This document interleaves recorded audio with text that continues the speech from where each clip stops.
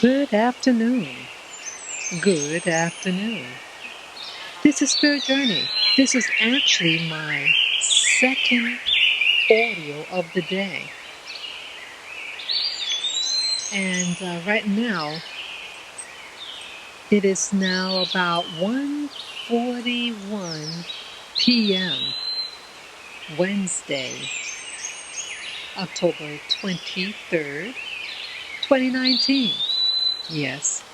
Right now, I did an earlier audio file, and that is trying to upload onto YouTube. So it's going to take a while. It's a big file. And I just had my late breakfast / lunch.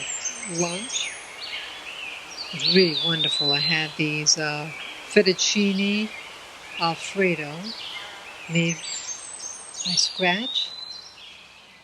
And what else? And this curry chicken. Oh, wow. It came out really good. Yes, it did. And as I was preparing my meal, I was watching more videos. This one was on.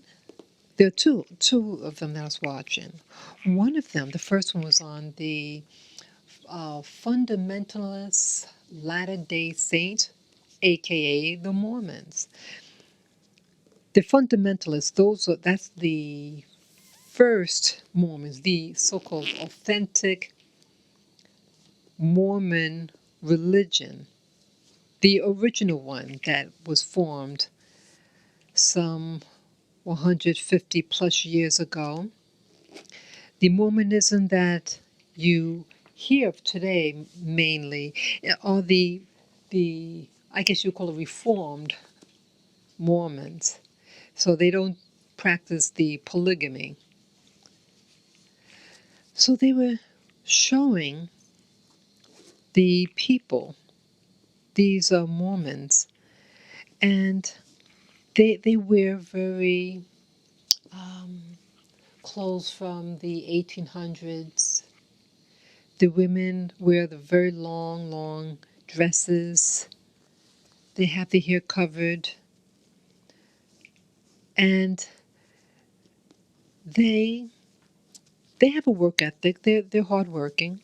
And when I lived in the island of Maui, that's in Hawaii, they had some great businesses. That strong work ethic. They dress very neat, and they have a very clean. The Reformed Mormons, very clean, neat appearance.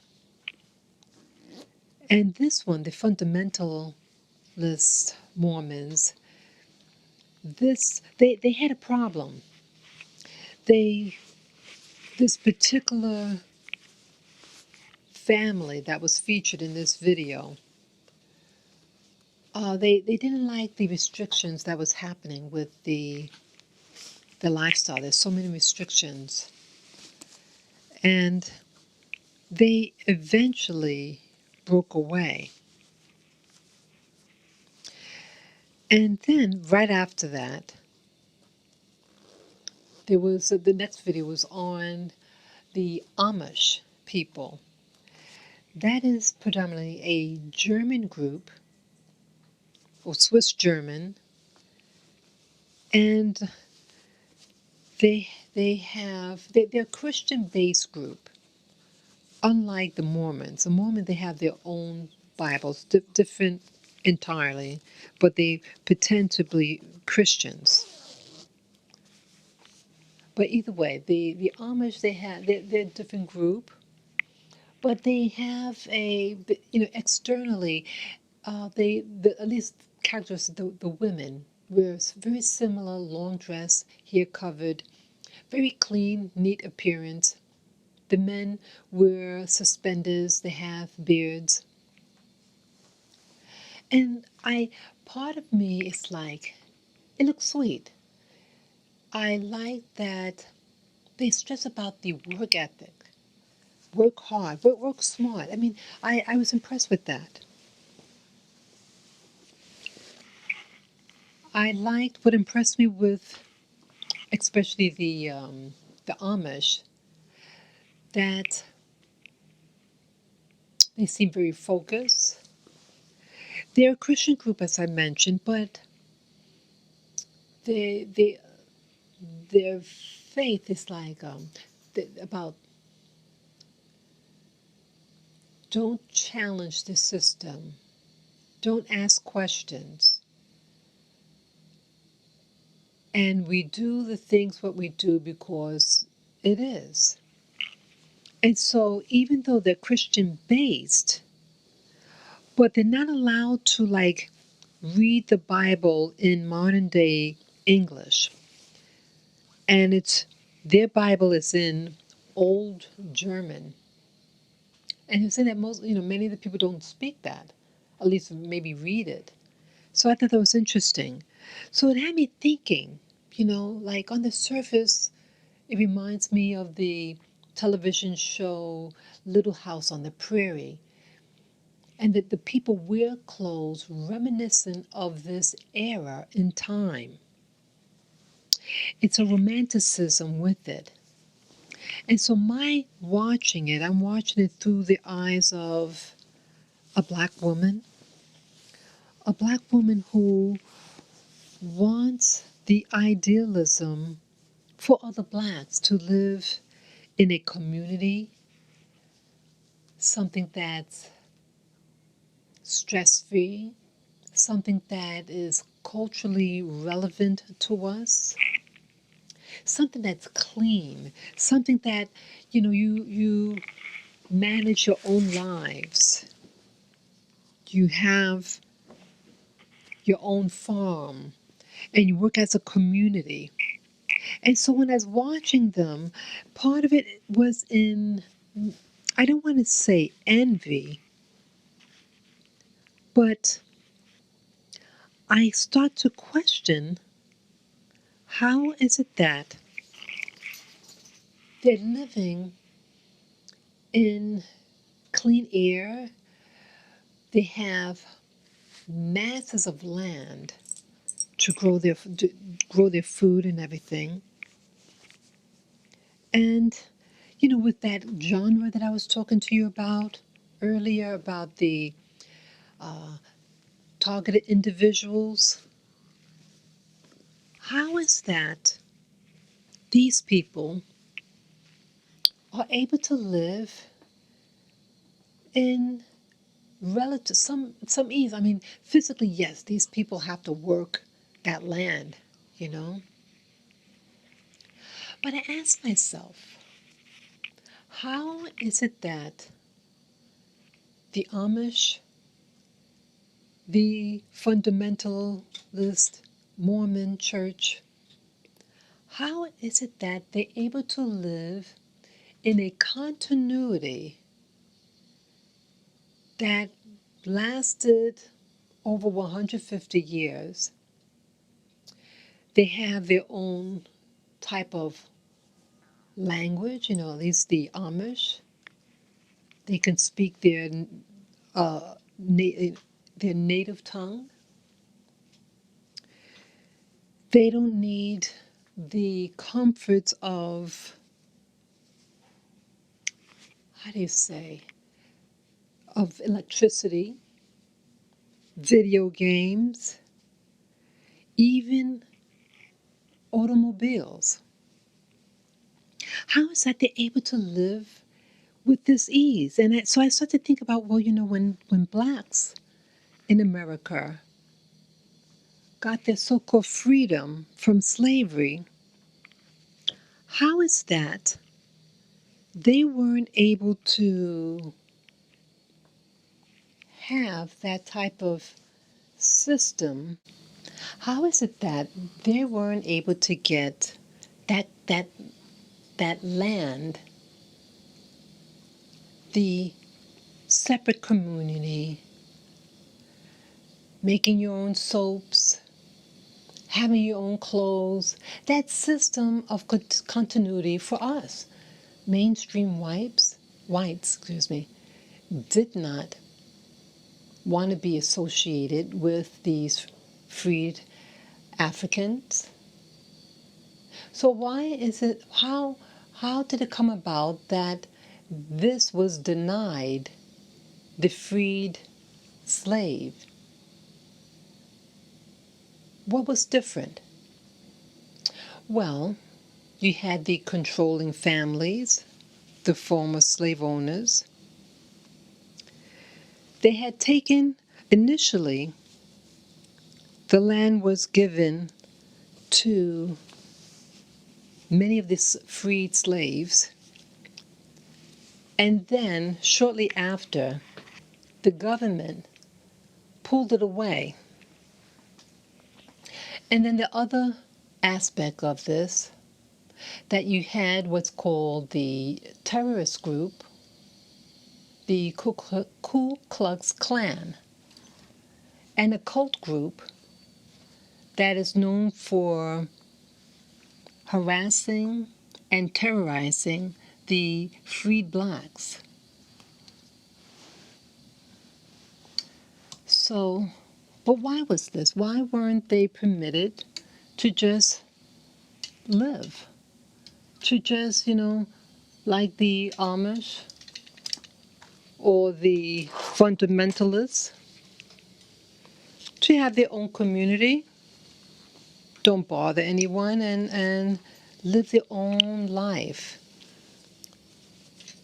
These freed slaves, they definitely knew about plants. They knew every aspect of cultivating the land, harvest time. They were strong, but that really didn't happen. And the blacks in America were then forced to move up north. They created, the ruling whites in the South formed this terrorist organization called the Klans.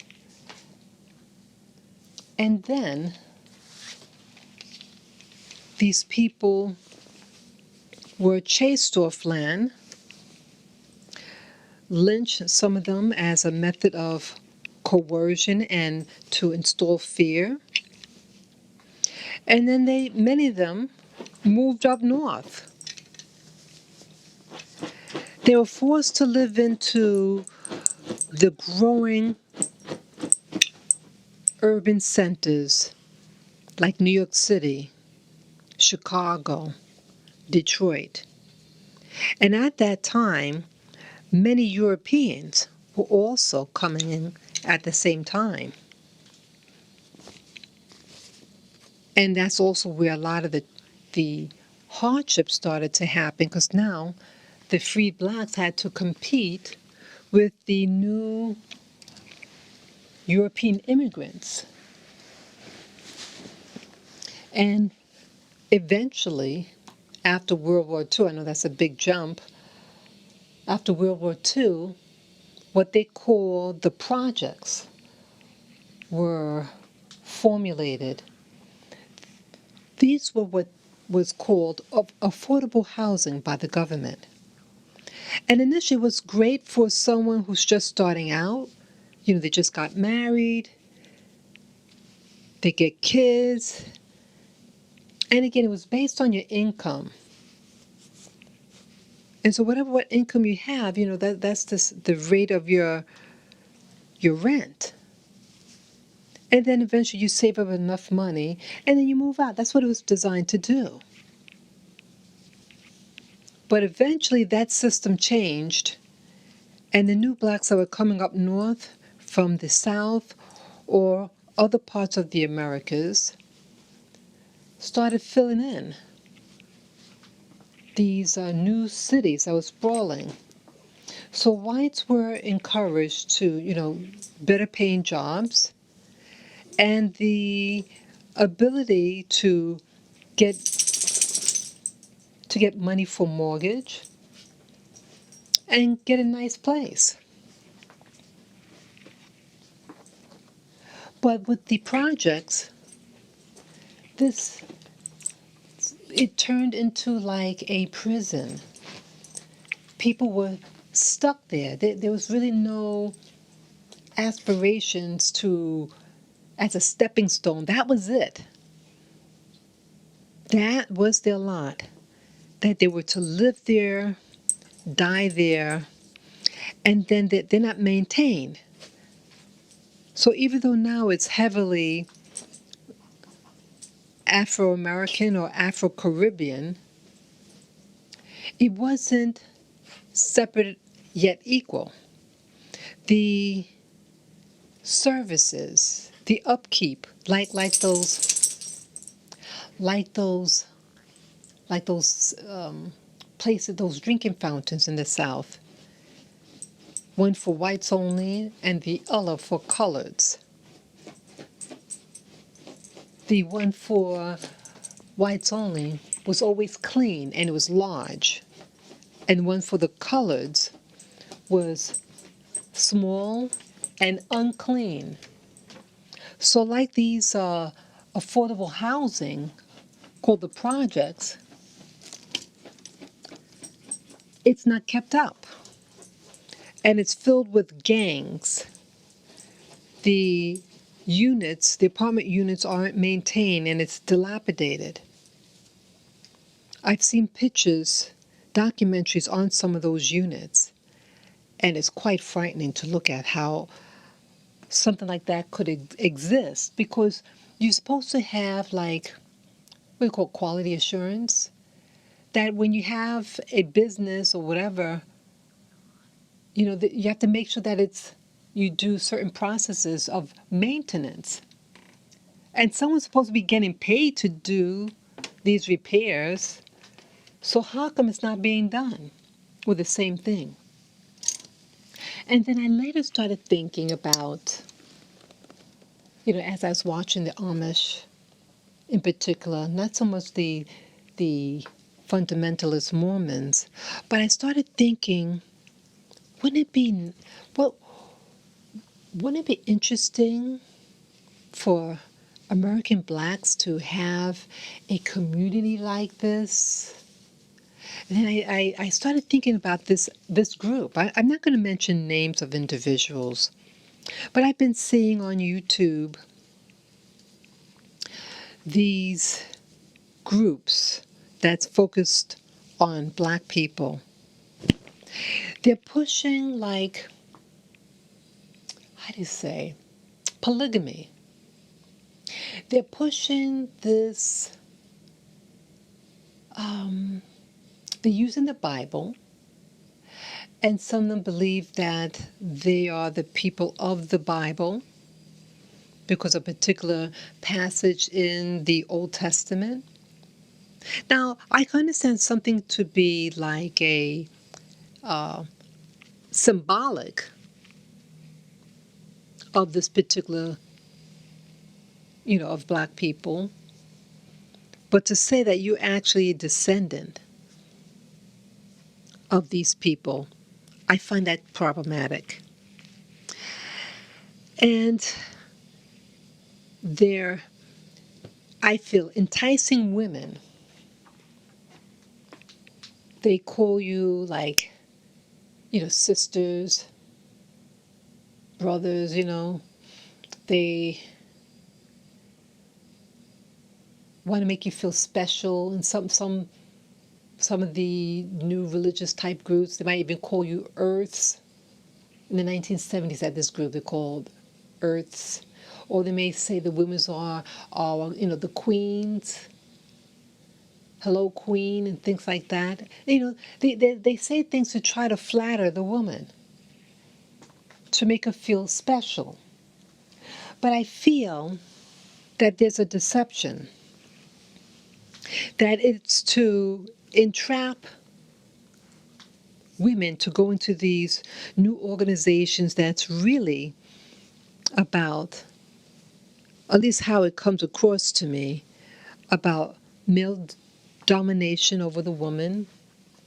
The woman, like in the fundamentalist Mormon group, they weren't allowed to go outside. The women are cooped up in a house, and they have to have kids, a lot of kids. And it's education is not really imposed on the not imposed, but it's not encouraged to become educated. Why is this? Well, one thing, if you don't educate somebody, you control their ability to be socially mobile. The more you know, the more tools you have that could possibly get you out of poverty. It helps expand your thinking ability. But see, this is being denied. And so I feel with the Black community, you slowly have these groups that are being encouraged amongst American Blacks to get away from the white church and to have this own, I guess, the own twist to the Amish in particular, because that is a Christian-based organization, not Mormonism. But either way, it's like a little twist that these new Black groups, the women are forced to wear the long skirts or dresses, their hair covered, and that social mobility doesn't seem to be granted to her. And also polygamy. Polygamy only helps the male. It does not empower women. And so I feel that there is a seduction that's being done upon the American Black woman to get sucked into that, to yes, pull away from mainstream white religion, but form their own group, which on the surface seems okay with me, but somehow it gets like a bondage. The bondage of that you can't get away. In some of these groups, I'm concerned about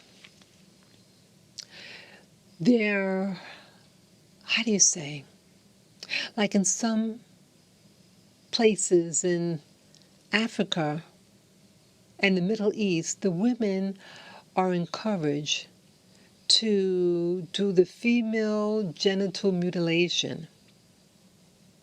And again, these are this tradition. It may have come before Islam, so it's not so much an Islamic practice, but it really takes hold in those areas that currently practice Islam. And again, it's always the pulling down and oppressing the woman and making her feel that there's something wrong with her body. And that's why she has to cover. That's why she has to just stay at home rather than dealing with the issue of lust that the male counterpart has. What are they doing directly for the male to discipline his urges? Why are they getting urges? The type that they do, that to have a whole religion that if you just have your ankle showing accidentally, you can get beaten. All these things. So you question things like that. But now you have these religions with that, like the Amish. Some of them are breaking away from traditional Amish religion and going into mainstream Christianity. And so they had this guy.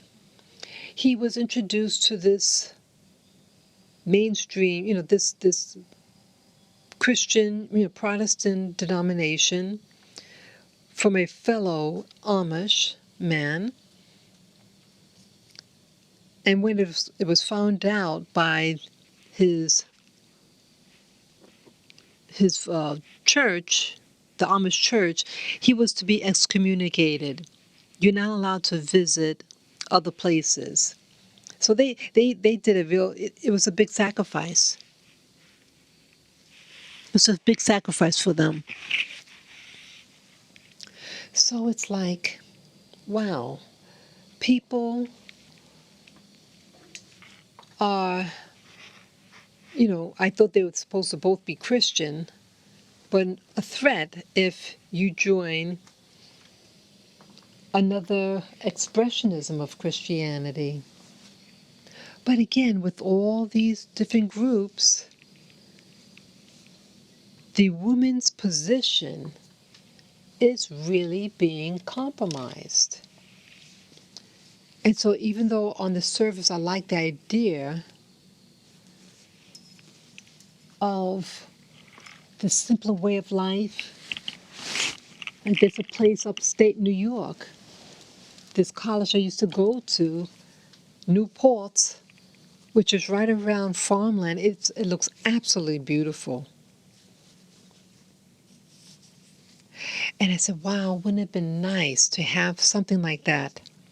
What makes, like the Amish guy who broke away from the Amish church and went to fundamental Christian church, Protestant, they stressed, the narrator stressed about the Amish have such a strong work ethic. Now, American blacks, after slavery, now these people were strong. And they were beaten to have a strong work ethic, to work for their abuser. But when it stopped, when slavery ended, why don't you see that same work ethic? Now you see a lot of blacks, we're not encouraged to shop amongst our own. Very few African American shops here in New York City, where I live. I know of one place, but they're no longer in existence. It was a mother-daughter. It's a restaurant. I think we should get back into that strong work ethic. See, we're getting depressed. They have what they call public assistance. It's all designed to just pull you down that slippery slope, make you dependent, depressed, that we have to rely on outside for help. We have to start changing our mindset. We have to start getting back to basics, but not back to bondage. See, that's the difference, that you have these growing number of black churches that are involved with that polygamy thing, and that we're supposed to be the lost tribe of Israel. Now, this doesn't seem very possible. But either way, let's just say you were. If this God in the Bible is not helping you, why do you stay? Why are you staying in a faith and serving a God that shows hostility to you and has not shown you favor? You have to start asking yourself, why should I continue in that type of lifestyle where I have to wonder where I'm going to get my next sustenance? How come if I'm the head, why am I the tail? And you have other groups who have obtained, who are just robbing you. You do all the work, but they get all the blessings. How do we, as blacks in America, how do we overcome the system? How to avoid the traps of these new black groups that want you to be old-fashioned and believe that you're the lost tribe, but yet when you practice it, somehow it doesn't work for you. But this Amish group, the work ethic, I mean, they're strong. And he's this guy, he's just prospering.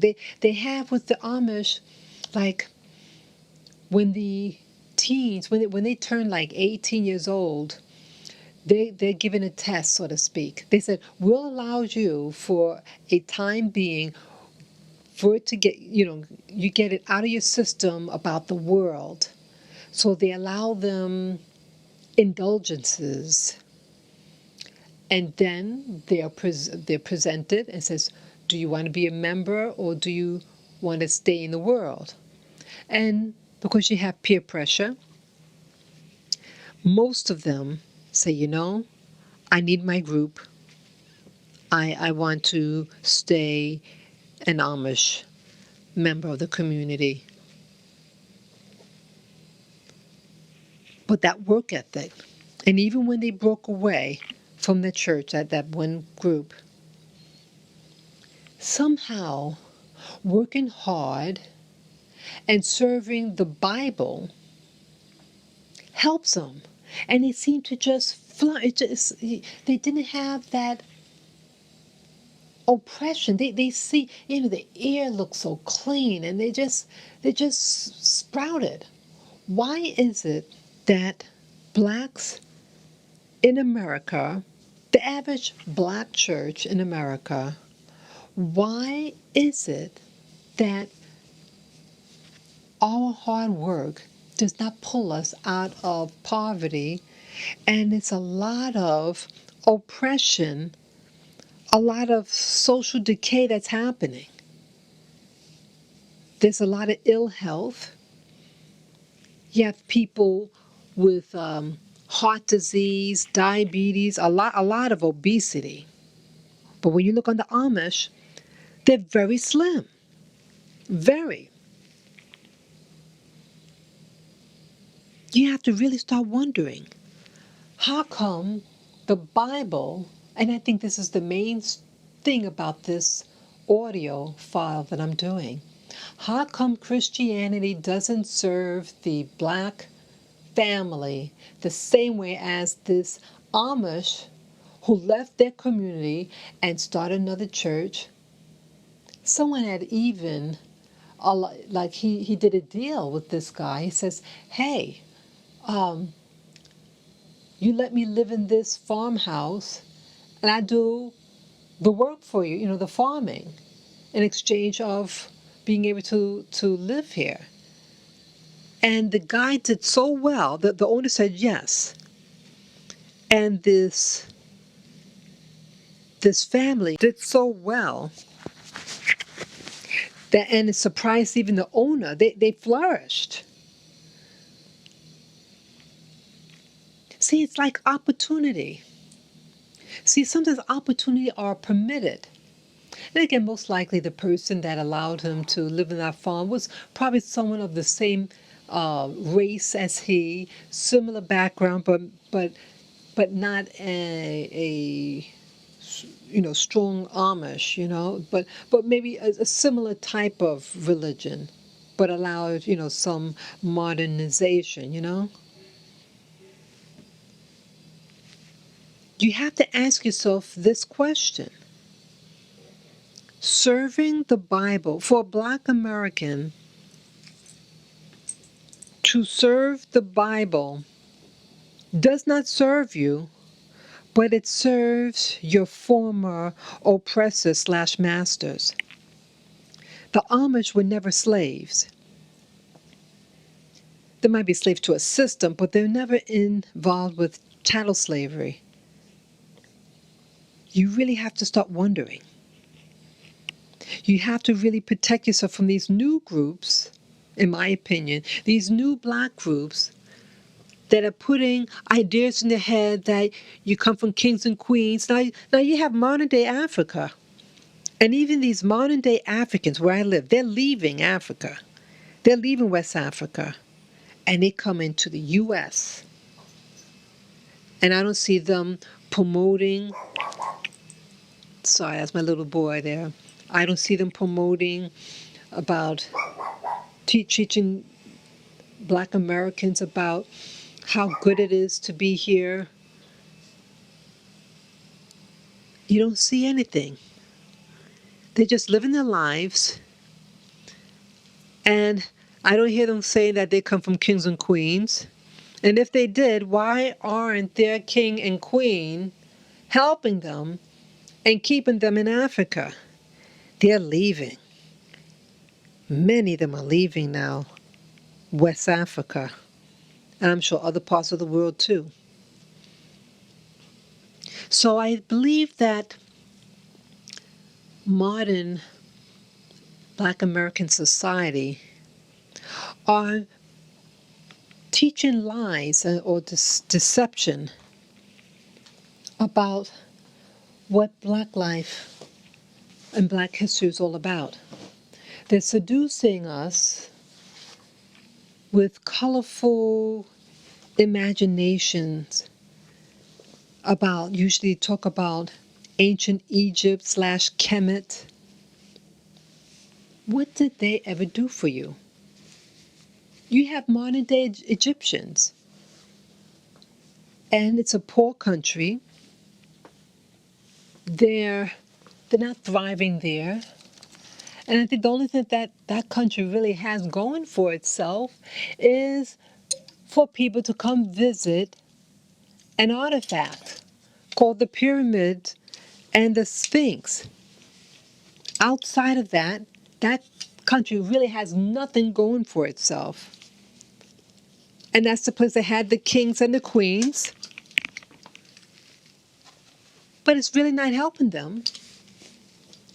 It's not really helping them in the mainstream world economy. The European is still outdoing them. The U.S. government, the military, they go there. That's where I was stationed, not stationed, but where we had to go to. Yeah. They don't have that same power. They don't have it. So how is Africa, what does Africa do for us? It's not even helping those who live there. But I do love the idea, the dream that it could be our new home, going back to our homeland. But I think we have to be careful because they're trying to seduce us into this old system of Africa, and that it's going to be the answer to all our problems. It's not. It's just another deception. Just like the deception of being Amish and living this lifestyle, or the fundamental Mormons, and the women aren't permitted to do certain things. They're not allowed to educate themselves. They can't go outside. All these things.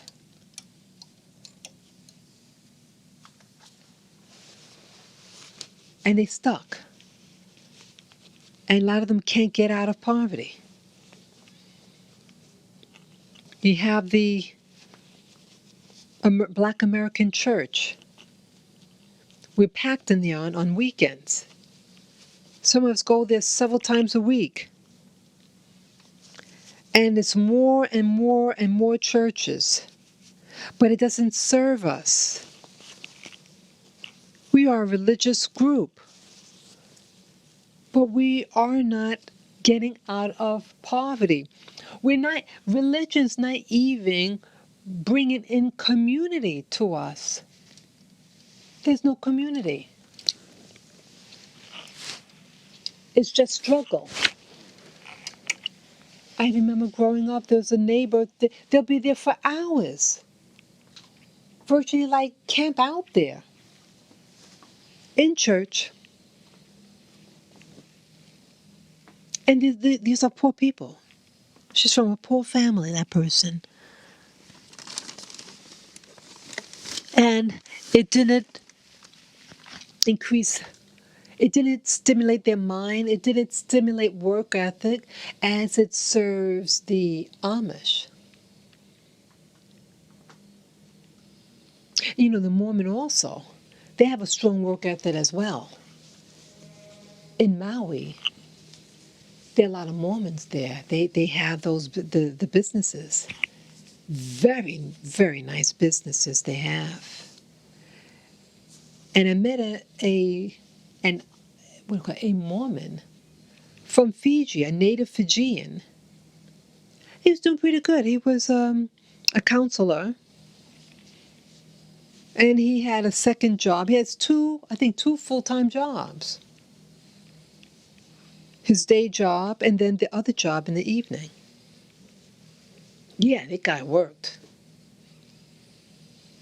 Sometimes when you go into some of these mainstream white organizations, sometimes they allow you some benefits.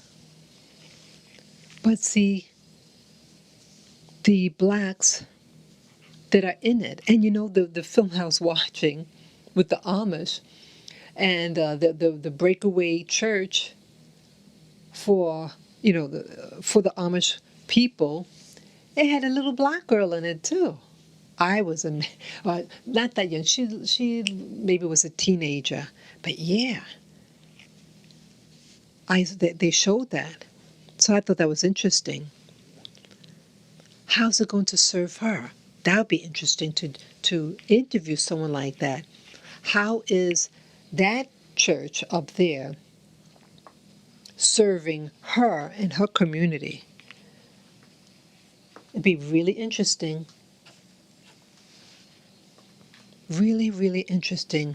So I think the essence of this audio file that I'm doing is that you have religious organizations such as the Mormons and the Amish, and how it affected the women in particular, forced them to maintain a way of dress, limited education, and something that didn't encourage her to be financially independent. And now that you have black organizations that are trying to promote this old Bible lifestyle of the Old Testament lifestyle upon modern day blacks, but somehow you stay in poverty, and somehow you get caught up in the polygamy, and the only one that really benefits is the guy. How is that going to benefit a woman? They say, oh, well, the guy will protect her. How could he protect her? He got all those other women. It's going to be fighting between these ladies. And the guy being more socially mobile, because he can just say, hey, I'm going over to wife number 2, and he can go off maybe to the bar, get something to drink. There's no real protection for her. And some of the organizations, like the Mormons, who are encouraged to have a lot of kids at least, many of them go on welfare. They have multiple wives, but they hide the fact they have a lot of wives. They hide that. But the women can go, say, look, I got kids, I need help. And so they get the financial, the welfare award, And they bring in the money that way into that community. That's what's being done. And not just the Mormons. You have the ultra-Orthodox Jewish community, and they're doing the same thing. But it helps them. See, I learned that the Orthodox Jewish community, that when they go on welfare, they don't have to do the back to work program.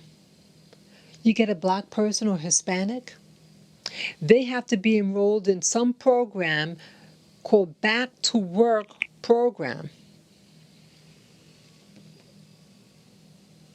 But these people in the Hasidic community, it doesn't apply to them. They have a different system of the caseworkers. It's all separate. So it benefits them. See that? See that? It's not designed to work the same. It's helping the Orthodox Jewish community, but not helping the black family.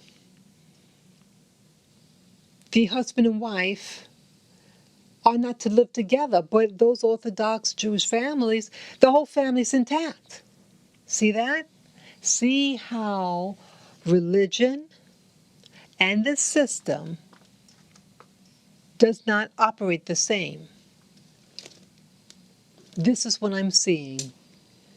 So I'm encouraging black people to really observe how the system and how religion serves you, and how you can break free of those systems for real community and self-determination. You have to really start examining. Look where you live right now. Those of you who got this far on this audio stream, start observing when you go to church. If you live in a place like New York City, start observing how many churches are on that block, how long you stay there. And then you compare with a typical white neighborhood, how many churches do they have there? And how much resources do they have? How is it that the schools? Now, if this God loves you, how come this God is not helping you become scholars, excellent with the sciences and math? But instead, they'll make sure they have what do you call sports. See, sports bring white people money. You have the sponsorship, and then they entice the boys in particular. They may try to entice them with a car. Hey, join our, come in our school, our college, tuition free. Here, you want this car? And they know, hey, you come from poverty and all bling bling is what your community seems to be focused on. See, those colleges are about themselves and what's going to bring money into that institution, and not about community building within the black community. And then when they want to graduate from that college, or maybe want to go pro, what happens? Oh, you accepted a gift from so-and-so when you were in high school. You're considered a professional already. You can't come in. You are banned from with the Olympics or something, because if you took something, a gift, you consider pro. Yeah, that's what. Maybe that's what it was for the Olympics. You can't go on that. So again, it's to screw you over. It's to screw you over. So you got to look when someone wants to offer you something free. Why do they want to give me something free? Why do they want to give me this gift? Well, they want you to get into their institution, and while you're there for the 4 years, hopefully you graduate and you at least use the opportunity to develop your mind in some economic plan for community building. But instead, you just think of the moment. See, they rely on you to just be instinctual, just to go be of the moment and not think ahead. They thinking they want you to just receive gratification, the here and now. White people in the system and the Jewish community, they think ahead. They say to themselves, what can I do so that 50, 100 years from now, we will obtain this particular domain? These people about domain. Domain is what is think of it as a territory, what the territory is going to be. Black people in America and throughout the Americas, regardless of language, okay, we speak many different languages in the Americas, and don't think because your hair texture is a little different now, or your complexion is a little different now than when it started out from when you first arrived in the Americas, okay? It's changing. But the same thing's happening. You know, I'm also reminded of something else about this American dream. I was thinking about this other video, and this person was talking about, yeah, I remember what it was. It was this parental show, paternity. And the guy was saying that, he's hoping the baby's mine. He didn't have a father growing up. And he had a dream to have his own little family. He was a young man. And how he wanted to have a home and play ball with this kid.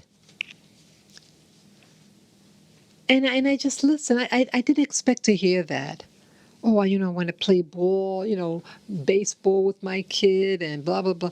And it just sounded like a Hollywood make-believe desire. I mean, it sounds cute, but I don't know anyone in this country who really believes that. Well, I want to have a kid so I could play ball. I don't really see people playing ball or anything with their kids. It just sounds so Hollywoodish. I mean, there's nothing wrong. On the surface, it sounds so cute. Or how about this?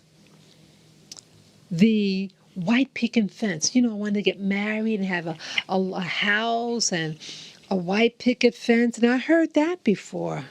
Again, a very Hollywood, picturesque fantasy.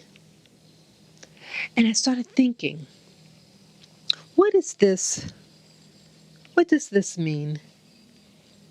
What does it mean to this white picket fence? And you know what it dawned on me? That it's a program. Playing ball, that stuff. It's a program, a social program of how or what your interest is to be, to keep that wheel turning. That when you grow up, you're supposed to do this. Okay, you have a kid, because then you have to play a ball with the kid, or okay, you have to, get married, and then you have to have a white picket fence. See, this is part of the program. It's not our natural desires of this. It really isn't. These are all programs, and when you don't get the program, you start to feel cheated. Like there were these girls, they didn't have a father growing up. And so what do these girls do? They became promiscuous and having relations with these guys. They get pregnant, and many of them may not know who the father of their kids. So here, the brainwashing, the trauma of not having a father in the home made them, it distorted their rationality. You don't run out and pick any dude to get you pregnant and then they leave. Now you perpetuated the same, hear that? You just perpetuated the curse of living in a household where there's no father, and you impose that on your kid because of your distorted thinking. Rationality would be, okay, I didn't have a father, but here my mom got me through school, she encouraged me, this and that, and I'm going to think better and help myself financially. And so I'm going to educate myself, get good grades, get a good job, but that's not happening. Instead, the physical desire of just getting any male in your life, any male, and then create the same cycle. And that's what it's designed to do. They know how women think. The same thing, and then what it does to the male who doesn't have a father. They get involved with drugs, gangs, and shooting each other. See that? And so that kid also gets a young girl pregnant. He can't afford it. He's in jail. See that? So the program make you feel like you're lacking. That's the key thing. The system's designed to make you think you're in lack.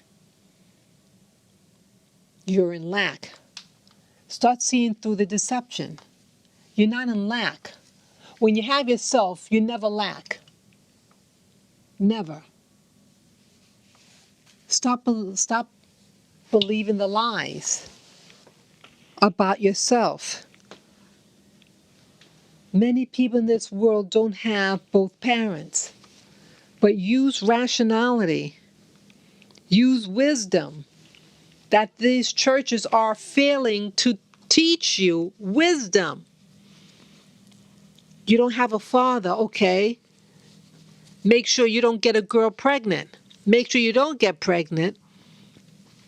Wait till you're mature and be selective on who to court, who to marry. Be prepared. See that? But see, the God of the black man in America, the black woman in America, is not helping them because it's not designed to help you. So this is a wake-up call. Oh, I remember I was going to say, not only is that a wake-up call about that white picket fence. You know what, that is a program, as I was saying. But the white picket fence, you know what that's the symbol of that Hollywood promotes?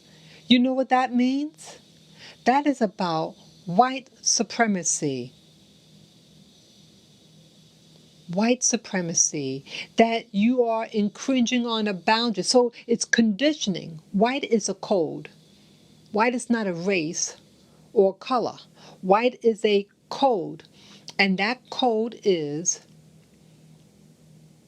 to say that you are entitled, that you are the dominant one, you are the ruling class, and that you have the right to increase your boundaries.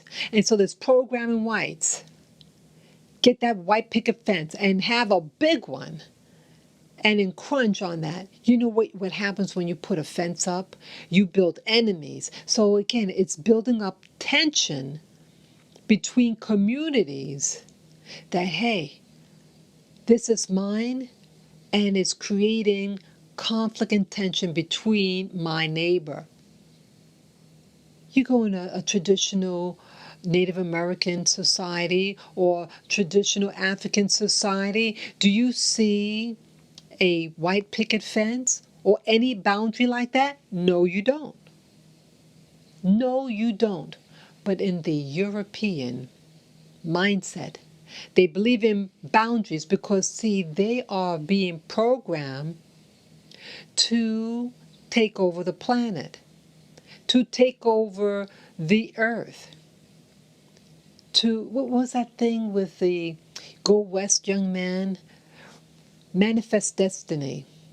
There's a book called Race and Manifest Destiny. That was the ethic of the white European American, and that the desire to, you start off on this East Coast and to conquer what's now called California. And they went even further. Now they're in Hawaii. And they're teaching you the desire for the white picket fence, a symbol of white dominion, white supremacy over the land. That's what that's for. And it's not benefiting you. The system goes further. You look in those neighborhoods, what they call the bedroom communities. That's like you go maybe 1 hour up north from New York City. You get what they call the bedroom communities. Yes, you do. And what happens? Well, one thing they don't have sidewalks. How do you mean they don't have a sidewalk? I'm serious. Take a trip up there in what they call the bedroom communities of the suburbs. They do not have sidewalks. Why? Because the developer, after World War II, where a lot of these bedroom communities were formulated, it was designed to force new migration in these areas outside of New York City, and it's also in other parts of America, but it was designed that they were going to introduce more, how do you say, those industry, like those large department stores, like a type of Walmart, big massive supermarkets. And so you're forced to get a car because they don't want you to walk. Hey, we're going to build these vehicles that guzzle a lot of gas. And so it's going to generate income for the gasoline people. You know, people sell gasoline. And remember the Middle East? They were a nobody 100+ years ago, but now they're a major force. See that?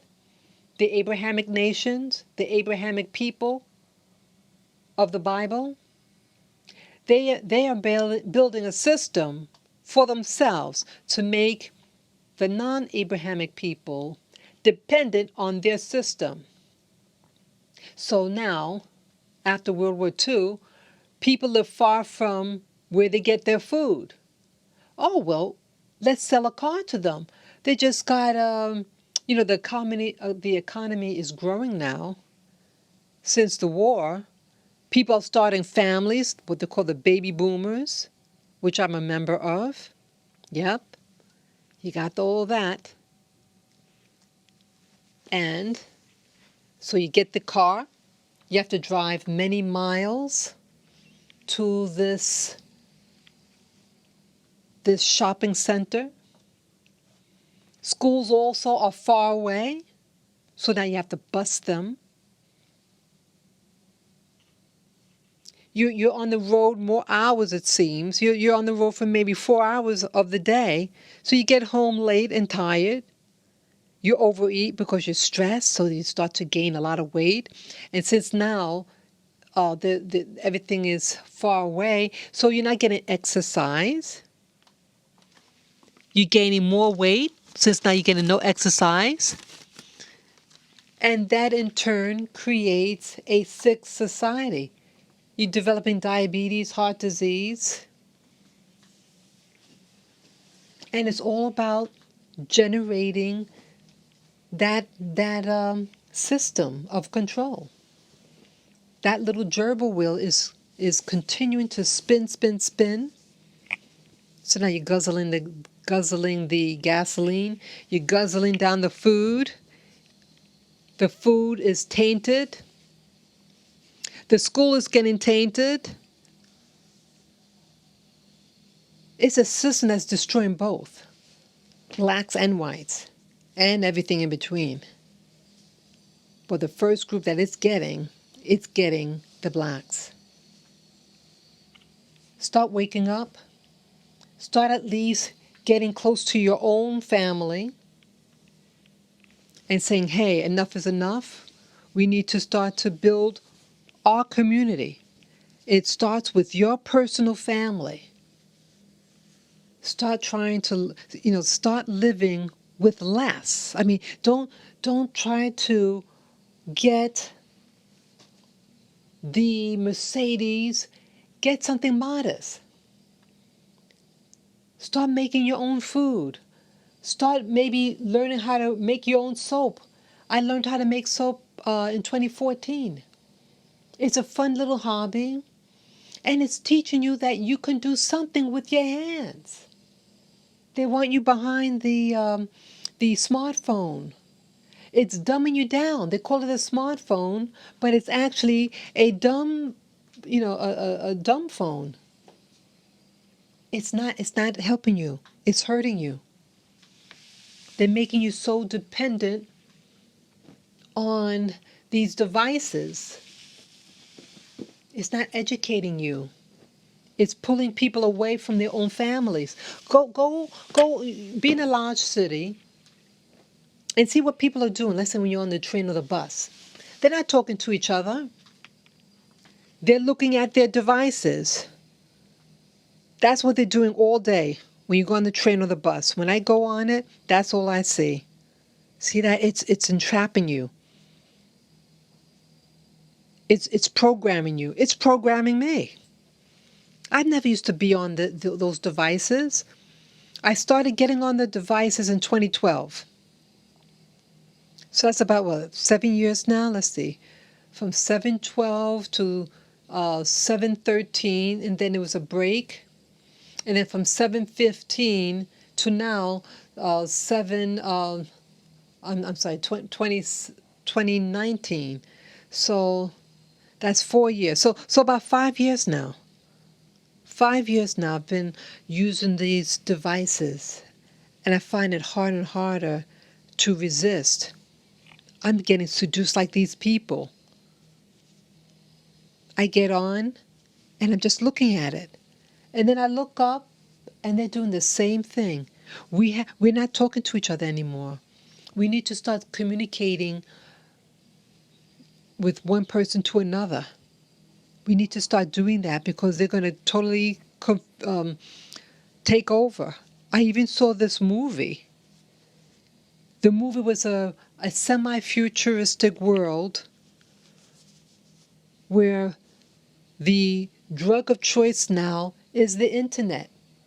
They had virtual reality glass, those goggles, those hand devices, and an IV unit attached to them so they can just live in another world, the internet world of their own fantasy choice, just like the movie The Matrix, so to speak.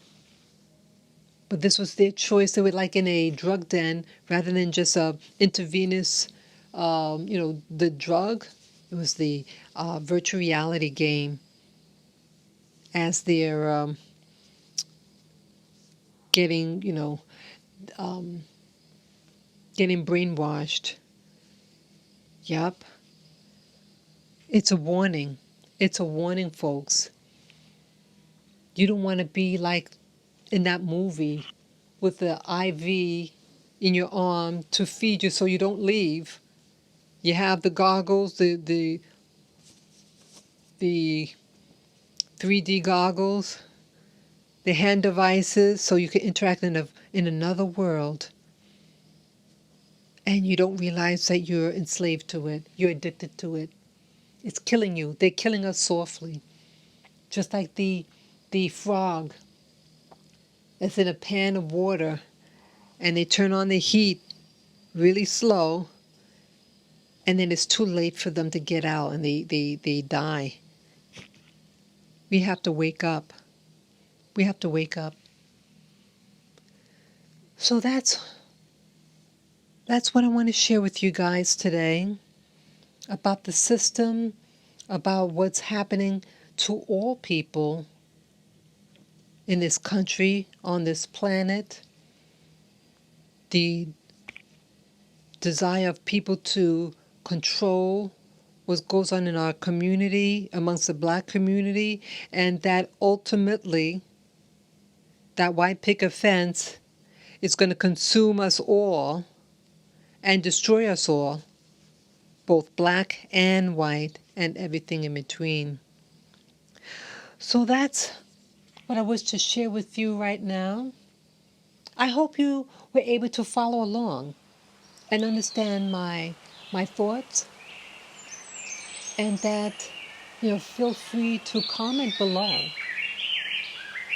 You can share this video with friends and family members, and you can subscribe to my channel, Spirit Journey.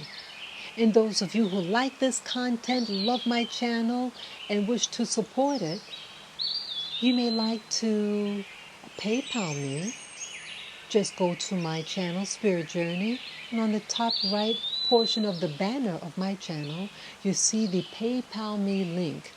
Just click on it and follow the prompts. And what your heart desires for you to give me, may you do so in thanksgiving. I thank you in advance for your precious, precious gift. Peace, love, and joy to you and to the listener of this audio file. Take care, guys. Bye-bye.